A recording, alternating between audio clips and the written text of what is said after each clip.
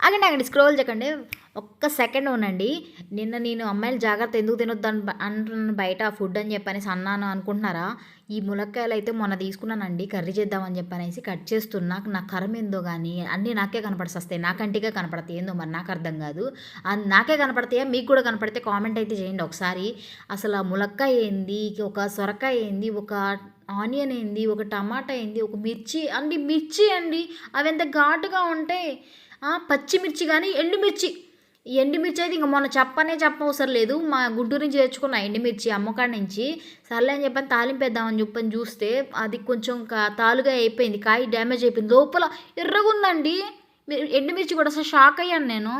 Okay, ఈ curry వచ్చేసి ఏంటంటే నేను ములక్కాయలు కట్ చేసేటప్పుడు నాకైతే మాత్రం మధ్యలోకి కాయ మధ్యలోకి కట్ చేసేటప్పుడు సగంలో వచ్చినాక ఒకటైతే కనపడిందండి.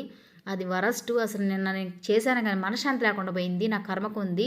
ప్లీజ్ అందరూ మాత్రం బయట ఫుడ్ అయితే అవాయిడ్ చేయండి. మనమే ఇంట్లో ఈ రకంగా అన్నీ మంచిగా కడుక్కొని నీట్గా వండుకున్నట్టే ఇట్లా వస్తున్నాయి కదా ఇప్పుడున్న పంట కానీ కెమికల్స్ కానీ.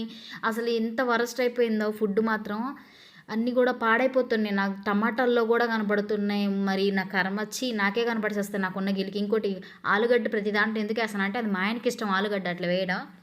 అండ్ మిర్చి వచ్చేసి లాస్ట్లో వేస్తాను, ఎందుకంటే ఆ మిర్చి కూడా ఊరకనే మగ్గిపోతాయి. సో నాకు గరం మసాలా ప్రతి కూరలో అలవాటు వేయడం. సో ఒకసారి అయితే ట్రై చేయండి ఈ కర్రీ కూడా.